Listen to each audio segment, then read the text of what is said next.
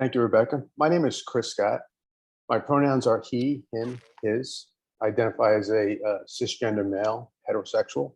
I've been with JP Morgan for about 5 years. My focus is in with the HR organization, and I work with data as well as analytics and insights around the employee experience. So the charge for my group is really understanding what employees do and telling that story. Today, we have a great segment for you.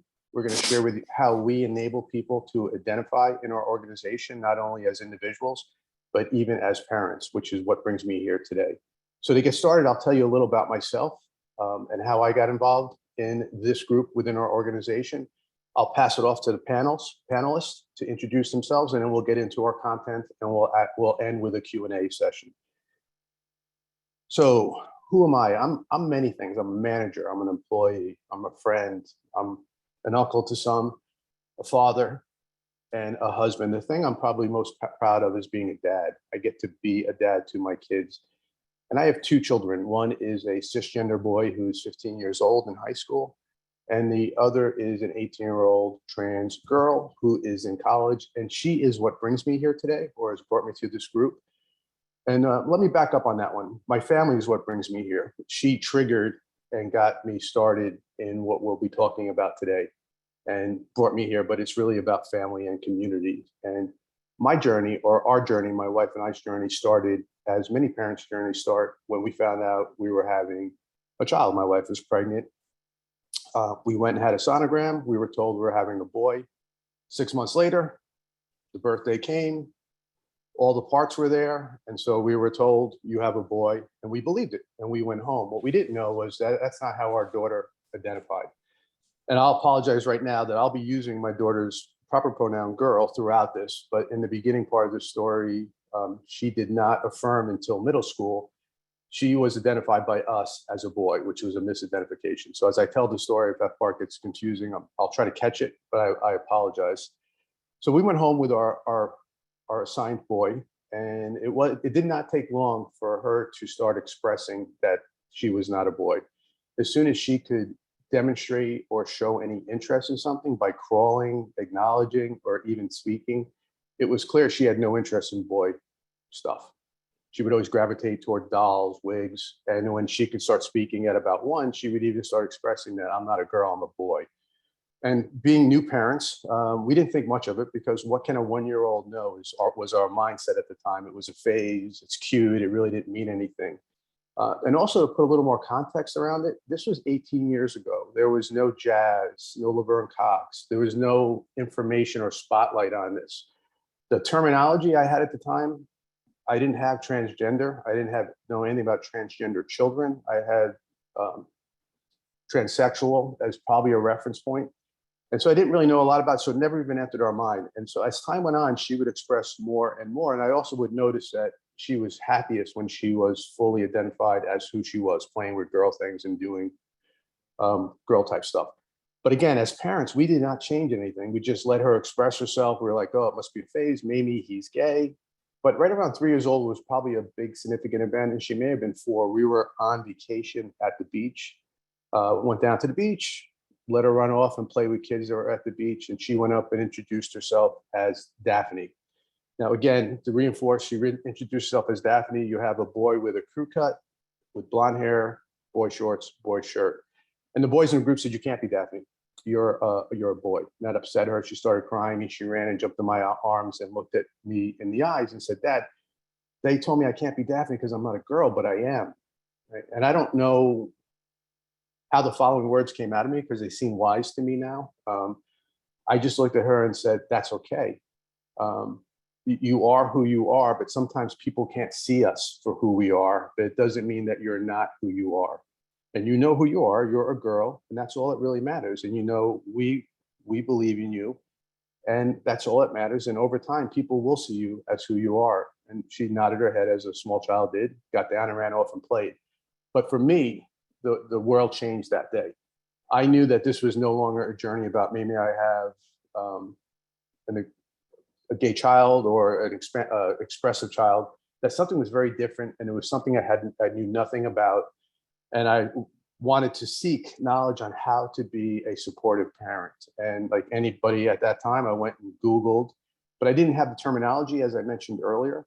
I couldn't find anything at all about what we would say trans children today or gender expansive children today. And that went on for almost 2 or 3 years, where my wife and I just had no information. We felt incredibly alone with this child who was clearly different, and we didn't know what to do. And so over the next 2 years, as I looked and searched, we eventually did find a resource in New York City called the Ackerman Institute. And a big event that triggered us going to the Ackerman Institute was in 3rd grade, was around the time when other kids started bullying or picking on our child because she was a little different. And she came home and expressed the desire to no longer live and be reborn as a girl. So I want to be careful. She wasn't heavily talking about suicide. She was expressing in the best terms possible about how to transition or affirm herself in a way that felt whole.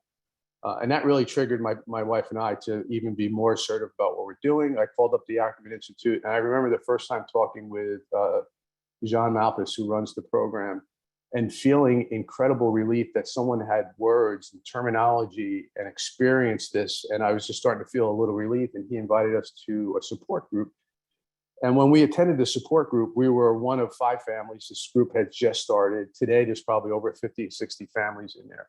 But when I walked through that door, I realized it was the first time that I was breathing in many years. I didn't realize it. The only way I can think about it is being held underwater and coming and breaking the surface and getting that first breath. And I felt that support from these other people, but I also began to feel belief and hope. And that moment is what inspires me to start a family support group for family caregivers of children who are trans or gender expansive in JP Morgan. And that's what brings me here today, is that in 2021, we were able to launch this program for parents. And I'll be speaking about that in a few minutes, a little later in the seminar. To fast forward on my daughter, she is healthy, in college, 18 years old, doing well by many measures. She transitioned, or I like to call it affirmed, because there's no transitioning. We, parents, transitioned. She affirmed middle school. And while the road wasn't perfect, there were a lot of bumps and pains along the way. She is successfully enjoying life. So with that said, what I'd like to do is introduce the rest of the panelists. They'll quickly introduce themselves, and then we'll get into the content we want to share with you today. So with that said, Rain, I'd like to hand it over to you to introduce yourself. Thank you. Thank you, Chris. That was an amazing story. Thank you for sharing. Hello, everyone, and mabuhay. My name is Rain Villagonzalo, and I lead the Employee Support Network workstream of our Global Gender Identity and Expression Council. I am part of the Philippine Talent Acquisition team, and I am based in Cebu City. My pronouns are she, her. I'd like to pass it on to my colleague, Chris, to introduce themselves. Thanks, Rain. My name is Chris Mosiah. My pronouns are they, them. I identify as non-binary. I am one of the co-chairs of the Global Gender Identity and Expression Council here at JPMC. My focus in my day job is I am a software engineer in corporate technology, and I've been with the firm for a little over 4 years, and I'm based in Jersey City. I will turn it over to my colleague, Finn. Amanda, I think I'm next. My name is Amanda. My pronouns are she, her. I'm transgender. I'm queer, and I work at JP Morgan, and I'm here in Canary Wharf in London. In my day job, I'm a technology program manager, and in my gay job, I'm founder and a transitioning co-chair of the Global Gender Identity and Expression Council. And I'm Finn Darling. My pronouns are he, him, his. I also identify as transgender and queer. I'm located in Columbus, Ohio, and I work as a product analyst.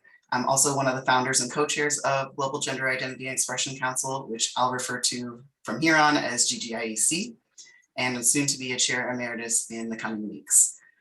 We really want to interact with you through Mentimeter polls, and I see some of you are already responding, which is great. So if you haven't yet, please go to menti.com and enter the code in the chat to participate. So here's the first Menti poll. Back when we started to organise, it was important to us that people not be afraid to ask difficult questions, mostly when it comes to allies and potential allies, learning about transgender and non-binary people, but also, I guess, when it comes to speaking up in the organisation and speaking up in the organisation to promote trans inclusion. So, so how many of you feel uncomfortable saying the wrong thing for fear you might offend someone? Let's look at the results.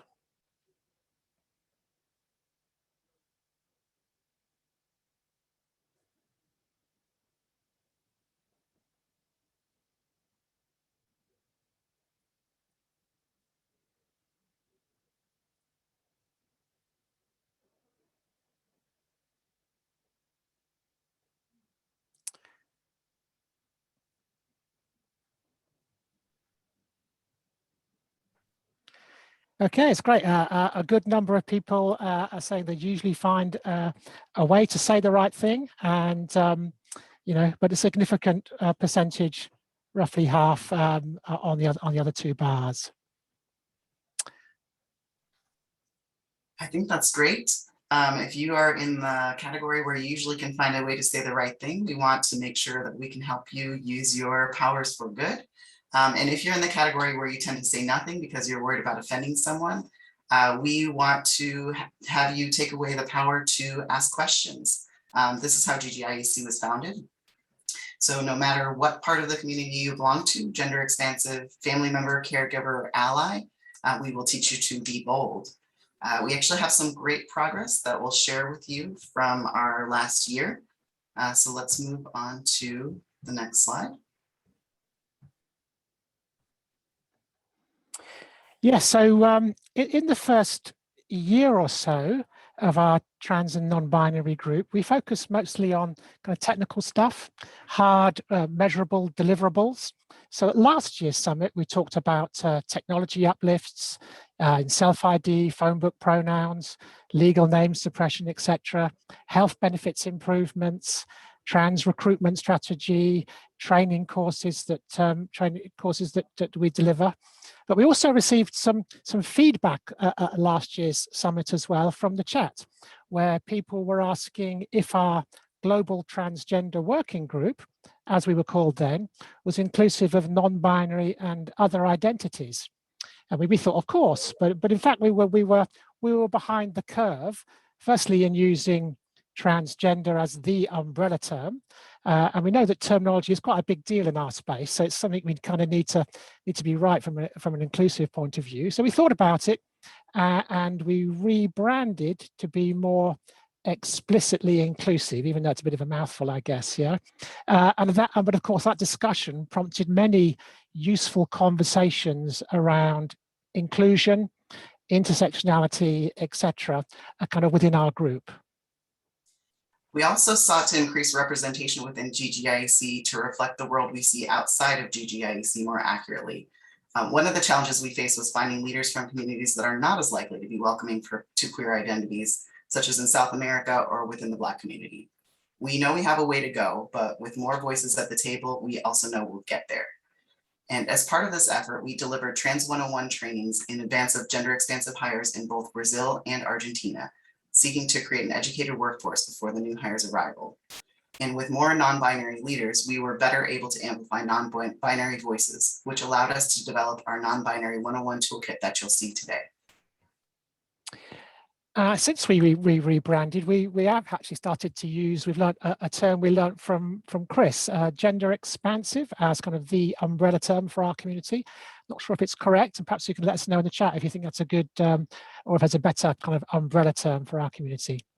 So we've, as well as increased representation over the last year, we have launched some new work streams. We kind of operate on a program management model with delivery work streams, one of which is advocacy, which is in the process of building strategic relationships with non-profits, and also helping the firm to more proactively, I guess, speak out publicly in support of gender expansive people.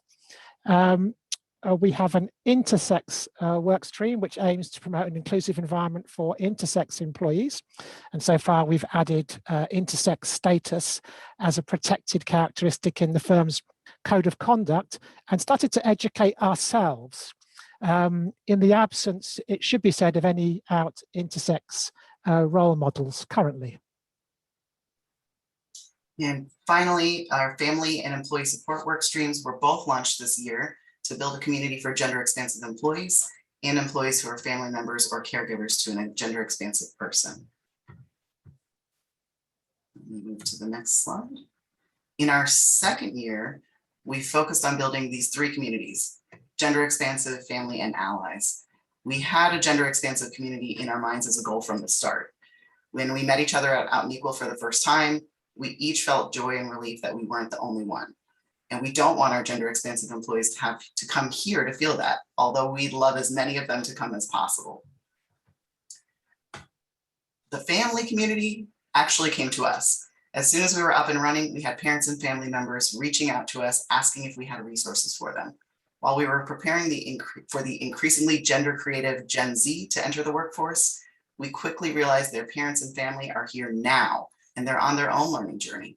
We can't wait to tell you more about launching these two communities.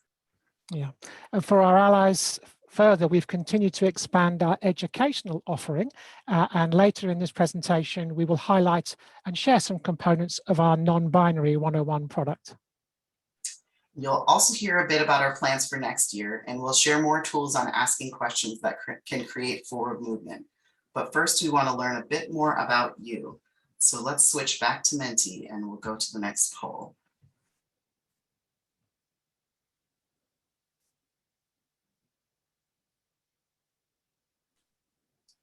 Please let us know which role you play, and you can actually multi-select. So if you're playing multiple roles, we want to hear about it all.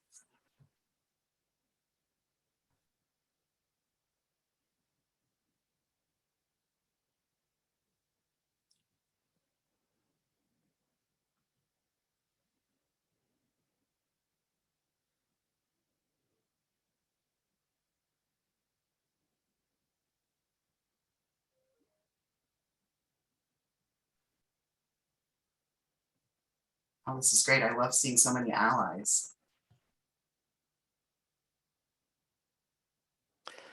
Significant number of family members, caregivers, supporters as well.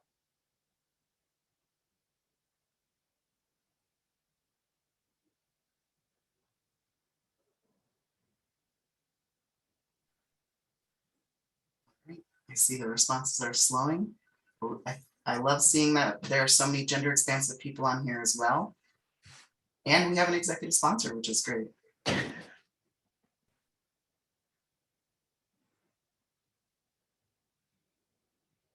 All right.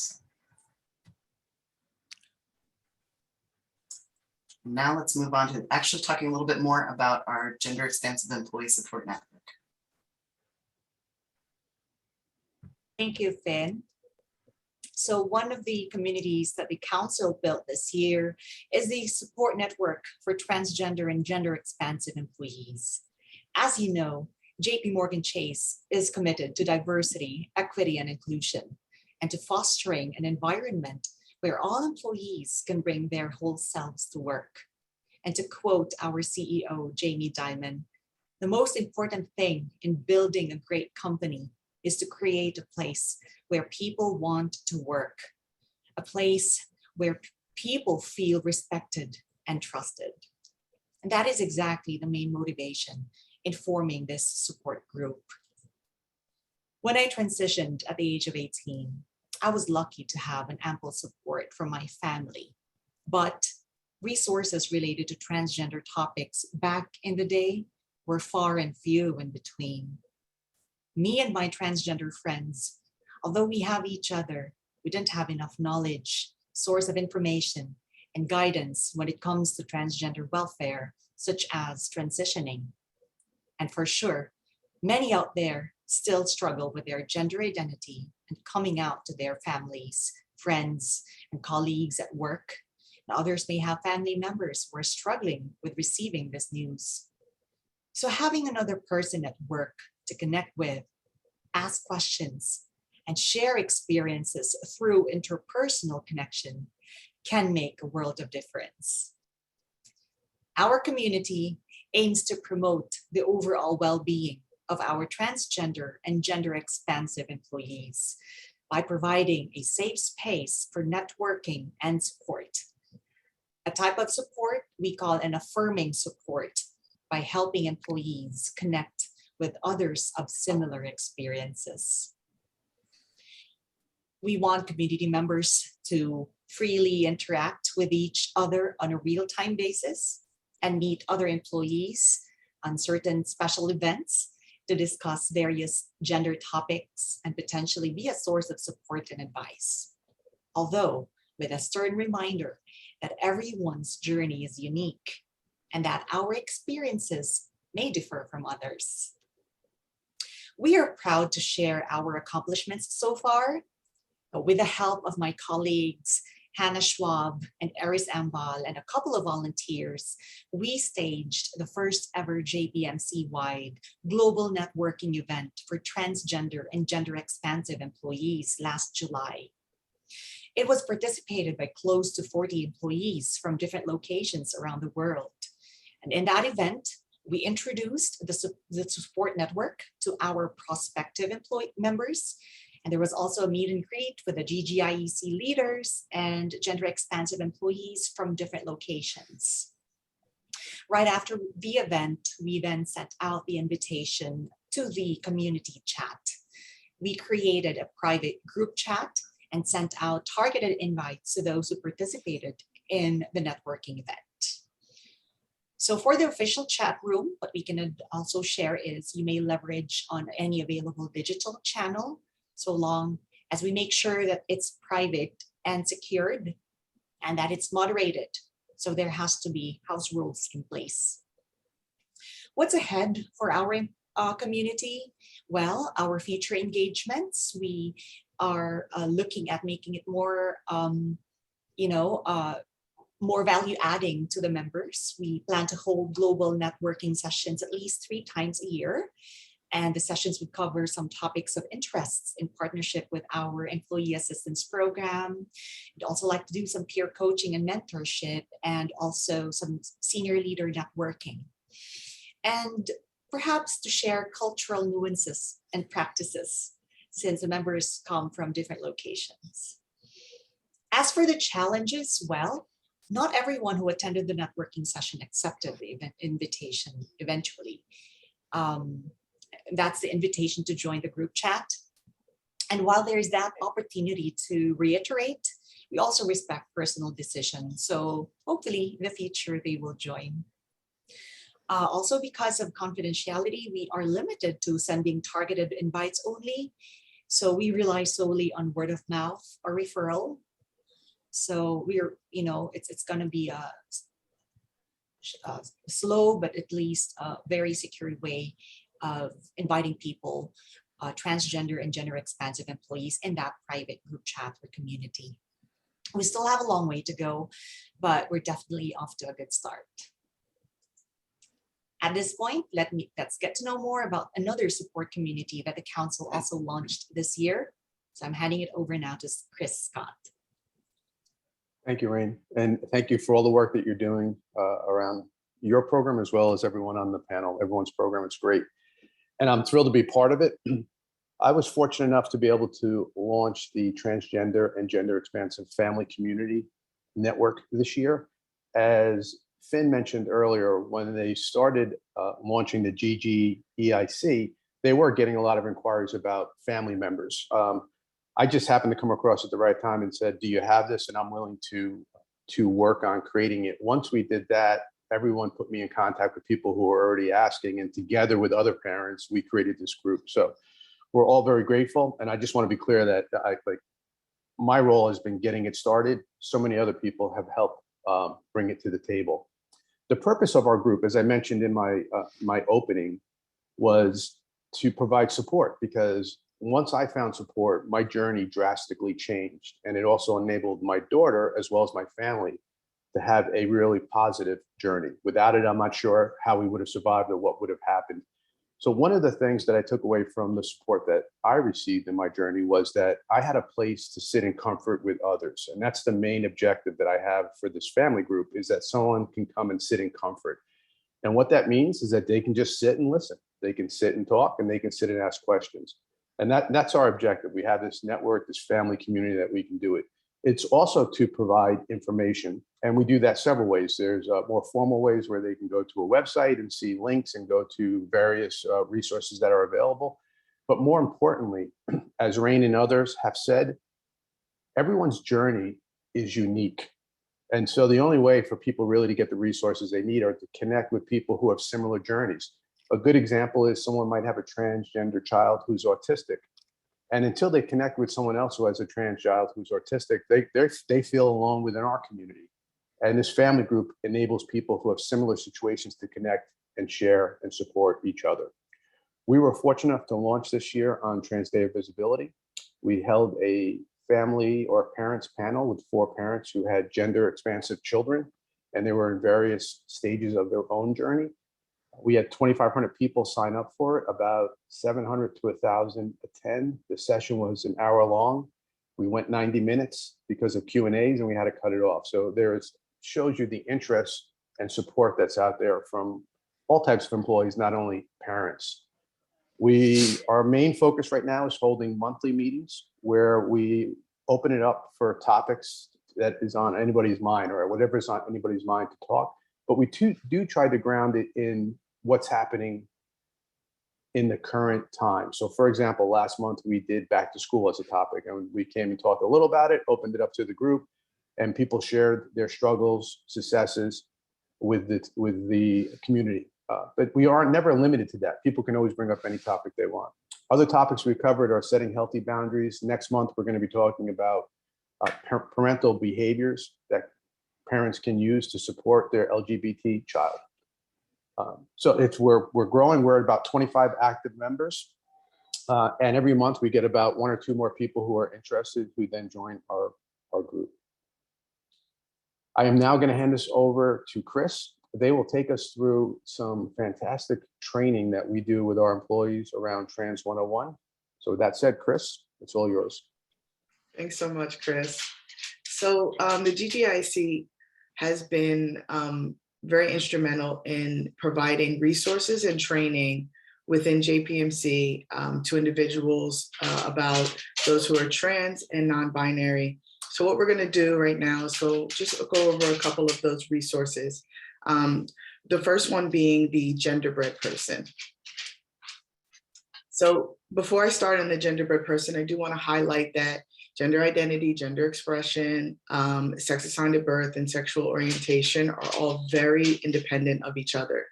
So let's talk a little bit about gender identity. So gender identity is how you feel inside, who you are inside, how you identify. And so if we look at the little slides on the little arrows on the right, the gender identity can be geared more or less toward womanness or more or less toward manness. Some individuals see themselves as both. Some see themselves as neither. While some individuals see gender as a spectrum, others see themselves outside of that spectrum, more of a stratosphere, just kind of in their own floating space, just as a normal individual. Let's talk a little bit about gender expression. Gender expression is who you are outside, right? Who you present to the world. And so you have those same arrows where you are maybe expressing a little bit more feminine, a little bit more masculine, or neither of the two, or both. We'll talk about the sexual characteristics, right? How those sex characteristics are maybe more geared toward femaleness or not, and maybe geared toward more maleness or not, or both, right? And then we'll also talk about sex assigned at birth, and Chris mentioned that earlier, where you are, it's exactly what the doctor saw you as when you were born, female, male, intersex. And then you also can talk about a little bit about the differences between sexual attraction and romantic attraction, right? Romantic attraction is seeing an individual for who they are sometimes inside, your attraction to that person's personality, maybe so on and so forth, whereas sexual attraction is a little bit deeper than that, right? And I think we all kind of understand sexual attraction. So let's go into, I want to ask everybody a question, and what we're going to do is we're going to use the Mentimeter. How do you all identify?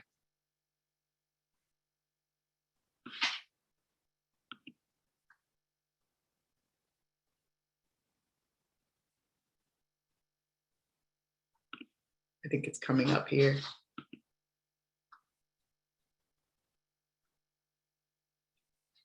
And there we go. I love seeing how the words change as people are kind of adding in, you know, exactly how they identify or how they feel. And that could be so many different words, right? We don't identify as just, you know, binary, right? One or two or three, or even three gender roles. We have so many different genders that we would like to identify as. And I love seeing how this is expanding as people are entering their identities.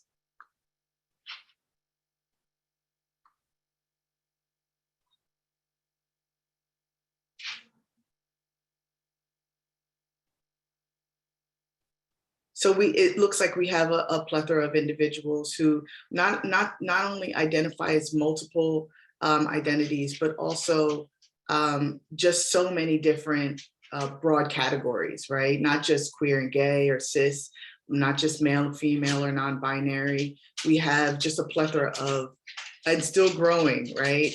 Our cloud is still growing. I love that.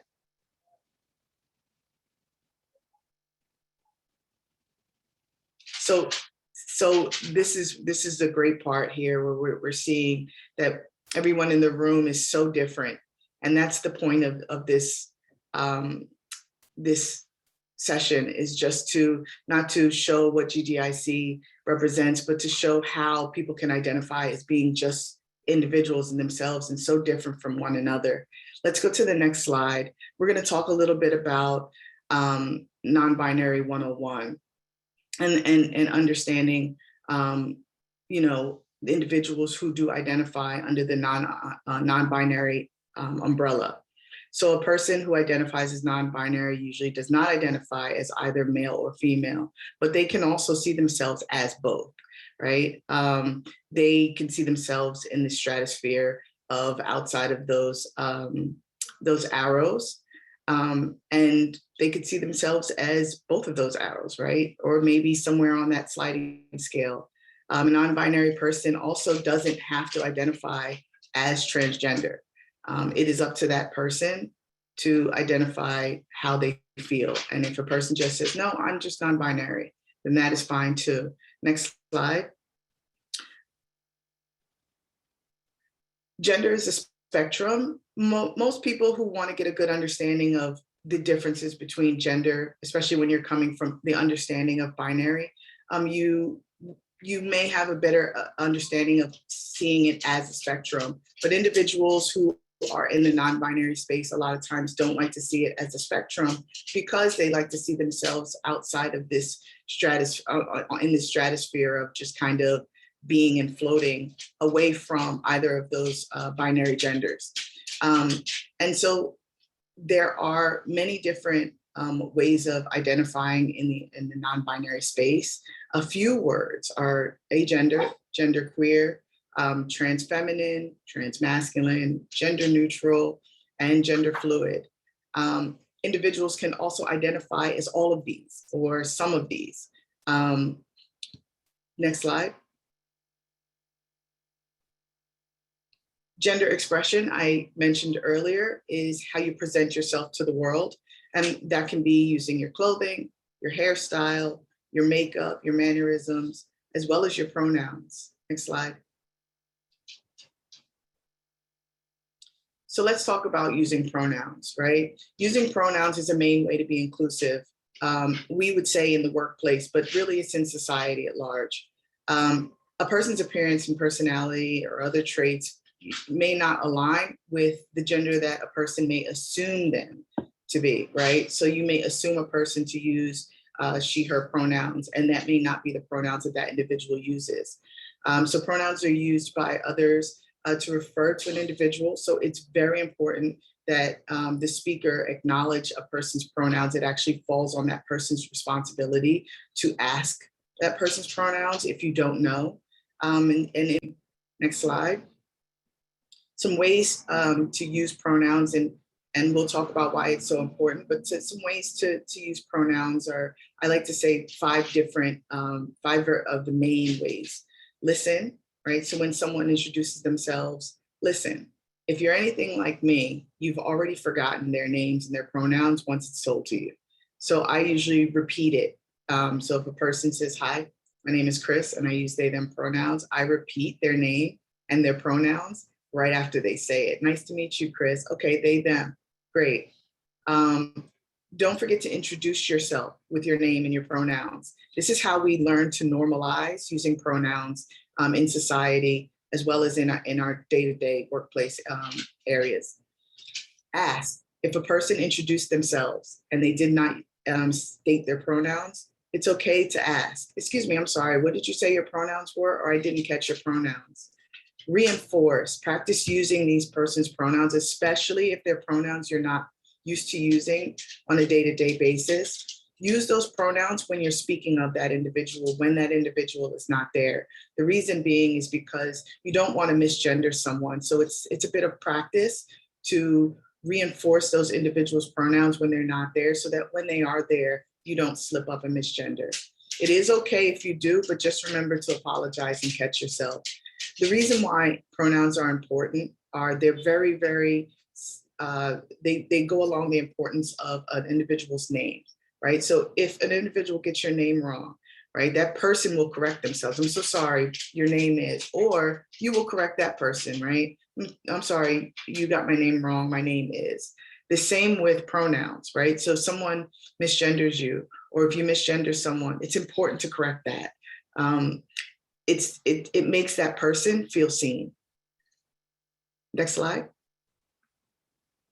So just a few pronouns. I mean, there are plenty of pronouns out there, but we're just going to go over just a very small handful today. And you already know two of them: he, him, his, she, her, hers. A lot of individuals that fall under the non-binary umbrella they use they, them, theirs, but there are also neopronouns, and those individuals can use ze, theirs, ze, here, hers. There are many pronouns in different languages that individuals use, especially in the gender neutral space. CB Viverito actually had a session yesterday, if you want to go back and check that out, on the use of pronouns in different languages. Next slide. So the pronouns in practice this is just a simple way of understanding how to use pronouns. They, them, theirs is a way of using pronouns in a singular context. And the neopronouns at the bottom are just a simple way of using it. A lot of individuals say, well, I don't know how to use they, them, theirs unless it's plural. But in the context of you using it unconsciously, you really do. Because if someone left their wallet on the table, I just said it, right? Someone left their wallet on the table. That's exactly how you would say it. So unconsciously, you would use they, them, theirs in a singular context. You could do the same consciously, you just have to practice. Next slide.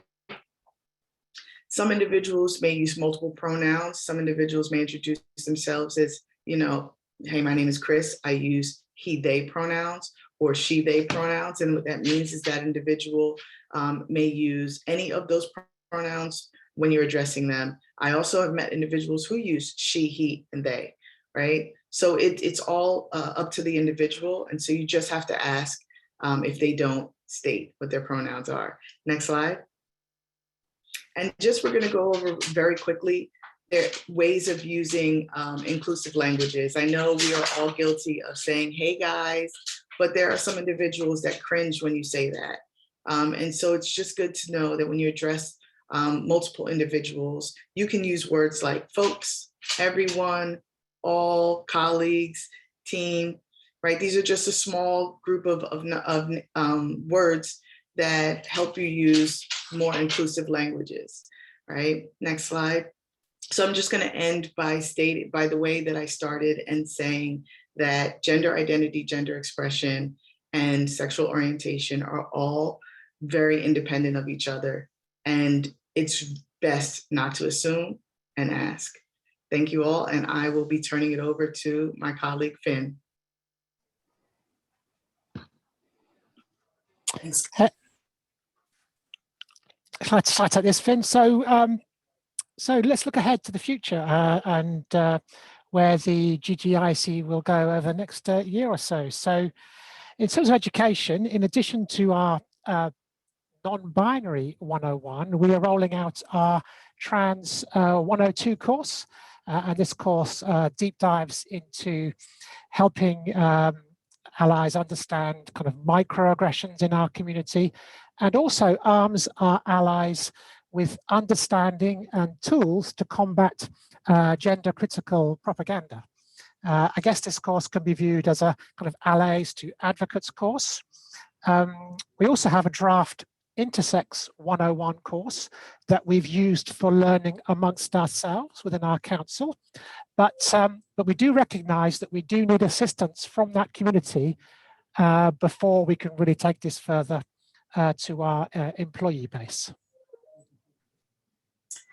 Next, we also want to continue building relationships with NGOs just to find new ways to support the external gender expansive community. And with their partnership, we aim to create more opportunities to be bold at the firm level through making influential public statements in support of transgender and non-binary people. And lastly, we want to continue building up gender expansive leaders in our talent pipeline.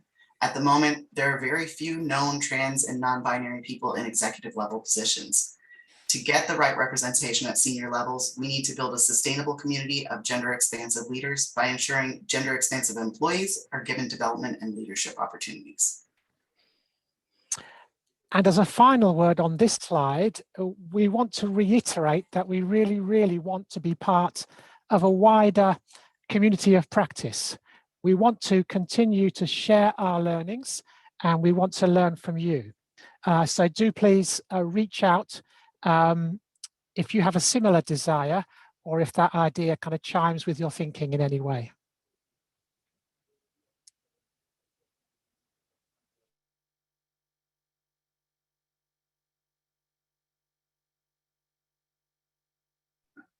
Okay, I'll take it to the last segment, which is all about taking action. We have a Menti poll for you. The question is up on the screen if you can't see it. The question is, I am inspired to take the following actions, and you have 5 choices.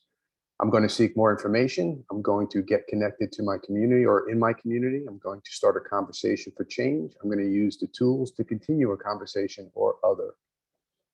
When you think, as you guys are responding, when you think about action, it's really what these conferences are about, why we do these seminars. It's to not only inform people and educate people, but it's also inspire them to take action. So it's great. We're seeing a lot of people are going to walk out of here and start a conversation, which is really the beginning of any action. If you don't have a dialogue, or if you're not connecting with people, you cannot move an agenda forward. In watching the clock, and I want to be able to get to Q&A and allow enough time for people to ask questions. Let's move to the next slide. When we think about actions, again, I said, what is an action? Action is actually going out and doing something. But before we go out and act and do something, it's really important for us to step back and do a self-check and understand where we're at. Are we in a good mindset to have a conversation? But more importantly, it's also to do a check on your own assumptions. So for somebody who's been in this journey, as a parent, if people have an assumption, it can show up in how they ask questions, and how that question comes along or across to me can influence how open I feel about answering it. So an example is, an individual may believe that it is a parent's choice to let their child be trans or gender expansive. And they may start a question with, I could never let my child transition or affirm in high school. How did you do it? So that is like, they may not realize it, but that assumption is closing it down to me, where I'm like, I'm not going to spend a lot of time with this individual because they don't even have a belief in what I'm facing. So one of the things is always check your assumptions to make sure that your questions don't carry those assumptions. And then hopefully the conversation helps you change the assumption. The other part is before you go out and start the conversation is also practice asking questions, right? Because you can start the conversation with a powerful question. And a good example is with myself, where someone might say to me, wow, having a transgender child must be hard. Can you tell me a little about your journey? That's an okay question. It's open-ended. But another more powerful question that I once experienced, and it changed me in how I responded, was someone said to me, wow, first I want to congratulate you on having a beautiful, courageous child who is willing to present themselves as who they are and you supporting them. Can you share with me a little about your journey?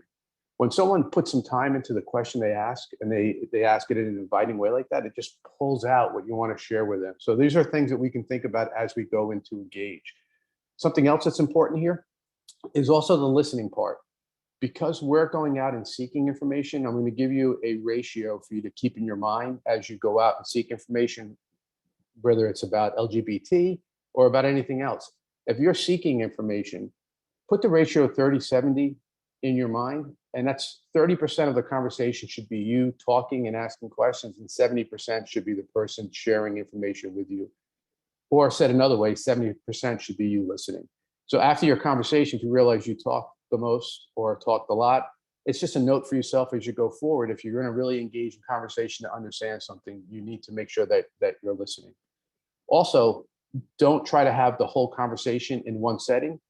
It's really about a continuous dialogue. So as the conversation ends and you go through it, reflect on what you learned, what you're curious about, what your concerns are. And you can use that to have a follow-up dialogue with the individual you're talking with or with somebody else. If you can advance the slide, Finn. A couple of things, and we're going to open up the Q&A. This is a really important point. It's not a matter of you agreeing with somebody else or them agreeing with you. If we're trying to do change and understand people, what really matters is that you learn to see the situation through the eyes of another person, right? That's what you have to do when you go in there. And it really requires two things. One, you have to be vulnerable. And vulnerable is being willing to not ask the perfect question. Throughout today, we talked about it's okay to make mistakes because the intention is good. So you need to be vulnerable to ask questions, to say you don't understand, that you need help. And then you need to be able to show empathy, that you can sit in someone else's shoes and understand what goes on. And then worry about the agreement on, do we see things the same or not? It's about learning and showing respect. Next slide, Finn, and then we'll open up the Q&A. So just to wrap it up on actions, right? It's about conversations to drive change. Don't be afraid to ask questions. Don't go check your assumptions, open-ended, powerful questions. And you don't have to finish the conversation in one setting. It's a continuous dialogue as you go forward. So we're going to open up the Q&A, but before we do, I want to thank Heather Kyle, who is a partner of mine at work and who has helped all of us create the content and shape this powerful story. She's a master storyteller, and she's also a good friend of mine outside of work. So Heather, I know you're out there somewhere. We all thank you for supporting us in telling our story. Okay, we're going to open it up to Q&A. For those on Zoom, you can, in every device it's a little different. On mine, you can go up there and raise your hand, and we can look and allow you to ask your question. And you can also post questions in the chat, and we will say them out loud and answer them. Yeah, I think we already have a question from Willow from the chat. Willow says, how do you handle communities who express resistance or refusal to complying with pronouns and other gender expansive support policies? I think for us, we actually have developed a really strong relationship with our employee relations group. And we have someone who I call her kind of the transgender or gender expansive concierge is my name for her. But she's really our expert in that. And she works closely with us. We have a back and forth relationship where we teach her things about gender critical phrases and different ideology, and she can help us go out to whoever is expressly expressing these types of views. When we've only had a couple instances of that, but I think it's worked quite well so far. And we have another question here from Carolyn. How do you folks deal with the criticism that pronouns aren't seen as professional? And how do you deal with bias in being the only one in the room?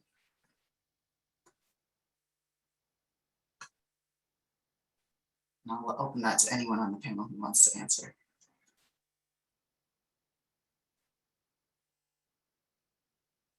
I'll answer that. I think that when individuals say that pronouns aren't professional, and I've heard this, I usually kind of, I don't want to say combat, but for lack of a better word right now, combat that kind of ideology by saying they're just as important as a person's name.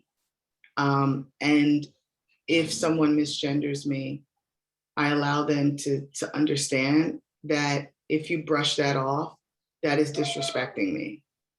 A lot of times people's intentions, especially in the workplace, their intention is not to be disrespectful. Even if they're brushing something off, a lot of times their intention is not to be disrespectful, just maybe they don't want to abide by that type of policy. But once they learn that what they're doing is disrespecting an actual individual, a lot of times people will change that or maybe make the effort to try. At least that has been in my experience. But I have had some pushback, and I just have to have those one-on-one conversations. And more, I think it is becoming, the professional thing to do. Yeah, I think the use of pronouns is increasing, and it's hopefully we get to that place where we get a tipping point, and it becomes unprofessional not to. And as far as the bias for being the only person in the room, and my advice would be to feel the power from that position. Feel the power that comes from your vulnerability, and I think, as Finn stated earlier, be bold. Yeah, there's you can't just wave a magic wand and get rid of bias. We all suffer from it, but there's another side to it as well, which you can use, I think. Excellent. Bobby asks, do you have any best practice ideas on furthering conversations with gender expansive inclusion? Sorry, I missed the second half. I'll open that to anyone. Sorry, I missed the question, Finn, sorry. I'll repeat it. Do you have any best practice ideas on furthering conversations with gender expansive inclusion?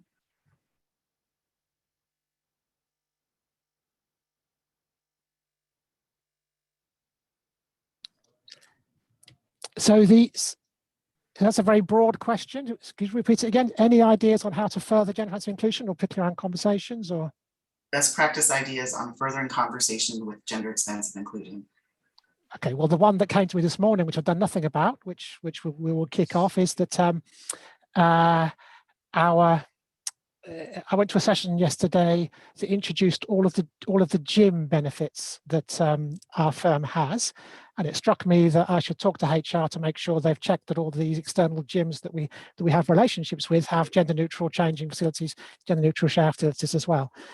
So it's really when we before we had the GGIEC, we were there as kind of transgender employees, and kind of the LGBT leadership would say, "Oh, we'll consult you when there's an issue that needs transgender non-binary input." And our reply was, every single thing you think about, every project and any initiative, anything that you do has a nuance for our community. Yeah. So if you're looking for things to, basically every page you turn, there are opportunities to progress inclusion to varying degrees for this community. And from Shen Lee, I'm a parent of a transgender female and was very inspired by your story, Chris. Can you share some resources you leverage in your family community? Sure. So 3 that come to mind that are website internet resources that can get you started and will get you lost for the rest of the day, because they'll have links that you can continue clicking on, are, I mentioned the Ackerman Institute, which is in New York City.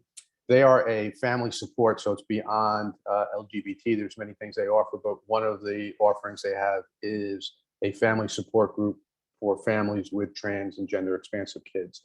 And that, to me, as I mentioned earlier, was one of our critical resources, where I probably got a majority of my knowledge and resources as we move forward. Another fantastic one that's incredible is Gender Spectrum. And matter of fact, I had Gender Spectrum come into our middle school and do a 2-day education for all the administrators in our school. And our school is about 2,000 kids and about 150 administrators. By that, I mean teachers. And they were incredible. There's a new site that I've been checking out that's called Gender Cool, that also has a lot of resources that are available. So if you start with those 3 alone, that they'll take you in different directions. There's also local chapters like PFLAG and other groups that you can also explore. I have 2 questions, which I think, in my opinion, I'll have the same answer for. A question from Chris: how can we get more gender expansive individuals to join our employee network as volunteers? Most are not out at work and don't participate in events or programs. And a question from Carolyn: how do you get gender expansive employees to buy in and feel safe participating in your program? And in my mind, it's really about building that support network around there. We sometimes actually say this to each other: if you build it, they will come. So we really just want to do what we can to create that safe environment so that people do feel ready to come out. And that's part of why we're trying, even though we don't have any known intersex people at our company, I'm sure we actually do, but we want to start building that safe space so that people do feel like they can openly identify. Another question, and I know we're going to wrap up really shortly. What's the best way to correct people when you're misgendered in a meeting? And I actually use this. I have a little sign. Most people in my mind misgender people who use they, them pronouns. So I just wave my little sign. I don't like to interrupt the meeting, but it's totally fine if you do. Like, there's no reason not to. So if anyone else has any other best practices, please chime in.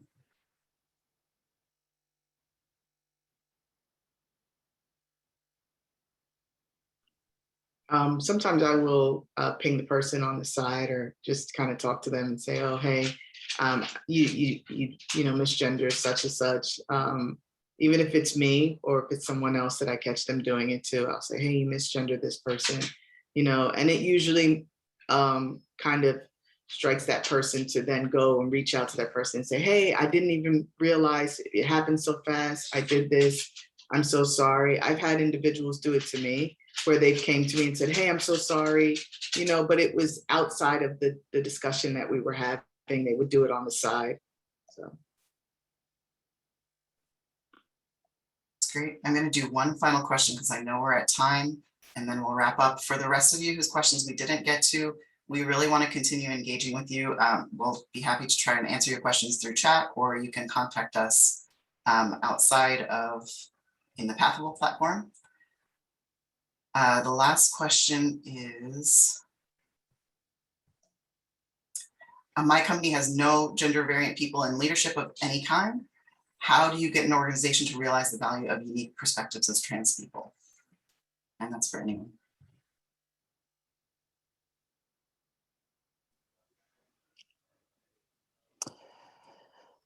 Well, this is how we're doing it, what we've talked about today. Yeah, we're trying to make ourselves noisy and visible.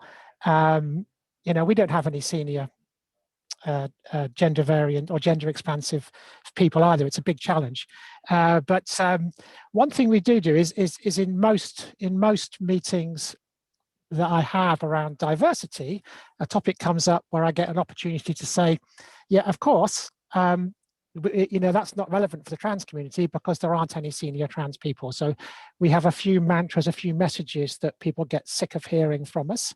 And it's kind of having an impact, I think, because I hear other people who are not gender expansive kind of repeating those phrases as well. And it's well known amongst the LGBT and wider community at JP Morning that we do need to have some, you know, it's a blatant metric that we need to correct in the organization. All right. And with that, I'll close our panel. Thank you so much for joining us. If you can, go to our Pathable poll and please answer the questions that we have there. It's an exit poll. We would love to continue the conversation with you. So thank you so much for joining, and please reach out.